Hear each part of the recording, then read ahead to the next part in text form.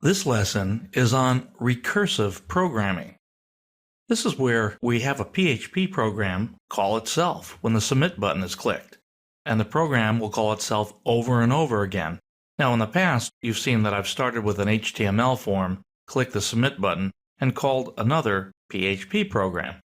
But in this case, we're going to keep calling ourselves over and over again. That's what makes it recursive. So I have preloaded the address up here, and I want you to pay particular attention to the -rev1 on the URL, and that'll become clear in a second. So I'm going to run this. All right, I have a little form here to put a list of items that I want to shop for. I don't shop that much, so I just put 2 items. So item and amount. So let's say I'm paying my bills. I'll put in rent, $1,200. Okay. Right now it says total amount is 0. I press click me. Okay, it totaled that to $1,200 perfectly. Let's put something else in. Food, $200. Click me. Okay, it added it up to $1,400. Each time I hit click me, I'm calling the very same program up here, and it's coming back and processing the data in the form and retotaling. Let's say I make some kind of error. I accidentally stick an X or an S in my rent field, and I hit click me. Now I get an error message over here on the right side of the row. Mess this one up too. And we get one error message for that as well.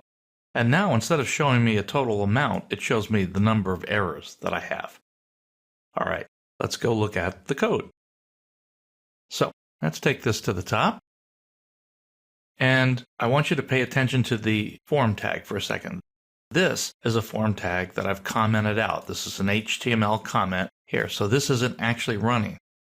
But you would think that on a form tag for a program to call itself, you'd specify the program name right there. Notice this one doesn't have a rev1 on it. This is what I had originally. But then I wanted to make a change, and I changed the program name itself.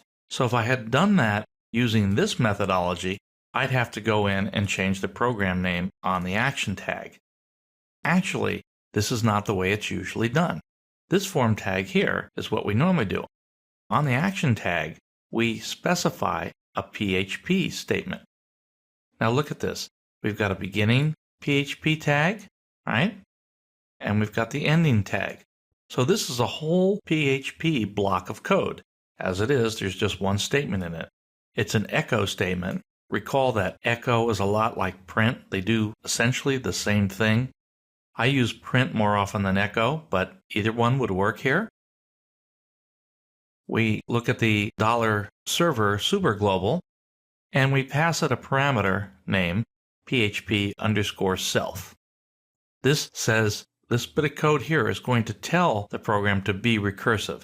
It doesn't matter what we name the program, it's going to keep calling itself over and over again when we click the submit button. So this is how it's done.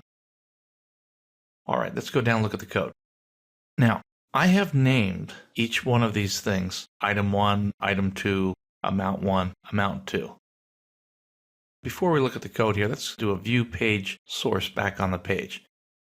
And you can see here, item 1 is rent, item 2, food, amount 1, and there's the value with the bad letters that I put in there to make them not numeric. So back to the code now, flip back here. So I'm checking each one of these items, and you may recall that a field isn't really on the web page the first time we run this until the page is fully loaded into the browser. So if we write code trying to refer to it, that code will fail because it's not there. And to remind you, the way we ask the question in PHP, are you there, is with the isSet function. That's going to check to see if item 1 is there. If it's not, we don't want to do anything with it. So I'm going to set this variable name to be item 1 is just tick tick. That's an empty string. If it is there, this will pass, and then I set item 1 to be the value that the user entered in item 1. I do the same thing with item 2, amount 1, and amount 2. Now this isn't ideal code for an undeterminate amount of rows of data, but just to keep things simple, I hardwired this since we're just dealing with 2 rows and 2 cells. Now, I set up some initial values for totaling and for error counting. And now I build into a variable called $display. I'm going to build the table and my entire output, and then just have one print statement at the end that displays the whole thing. So here, table, you've seen this before, the row and the titles, or the headings rather, the item and amount.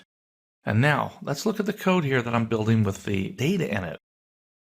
Now I got the item 1 and I got the amount 1 through the $post up above. But now I have to reset it on the input tag. Here, type equals text, name equals item 1, value equals, and I have to set the value for that to be written out again. It doesn't happen automatically. I have to place it there in the input tag that I'm writing out to the form. Now in the past, when we had these input tags just be a part of HTML, we didn't do any of that. But now we're writing these input tags out as a part of a PHP statement. So let's look at the concatenation operators on both sides of this. So I'm putting item 1 in here. Also notice that I got a single tick inside that quote and inside this double quote. That's so my values are always enclosed in single quotes. I'm going to go back to the web page again for a second. Okay. And I want to view page source so you see what the output looks like. See, value, it's got a single tick there and a single tick there. So it needs to have that so that the output displays properly. Also with rent and food. If these things weren't quoted, either with double or single quotes, then if I had an item that was like zoo space tickets, I bought tickets to the zoo, the value would cut off at the word zoo. As soon as it saw a space, it would say, I'm done. But by wrapping this in single ticks, you preserve the spaces as well. Let's go back to the code. So I'm writing this out, and I'm writing it for item 1 and amount 1. And now I do the checking. Remember how I got an error before? When I put in a bad amount, I put in some characters in the amount field. Well, I don't want to do any checking on the amount field whatsoever if there's nothing in it, because the form's blank when we first start, right? So I want to make sure that it's not empty. If it's empty, it'll fall through and I won't do anything. Okay, I'm not even going to try to total it. There's nothing to total. So once I'm sure it's not empty, I check to see if it's numeric. You may recall we used this before. So if it's numeric, then I'm going to add amount 1 to the total. Now, this plus equals is a shortcut for $totals equal $total plus amount 1. So this is a shortcut way to add amount 1 to the total. And this will happen on every row. Now, if we ever get a non-numeric amount, I add 1 to the error counter, and then I write this other cell out here that has color red and amount whatever we entered is not numeric. I copied this code down here and did the same thing. I just did it for amount 2. I hardwired it that way. Same kind of idea. And that's why you saw those error messages. Down at the end of the form, I'm building up if my error count was greater than 0, meaning I had errors, then I write out the number of errors with the error count. Else, I must have not had any errors, so I write out the total amount with the total. At the end of the whole thing, we print it, and we get the whole form. So that ends our lesson on recursive programming.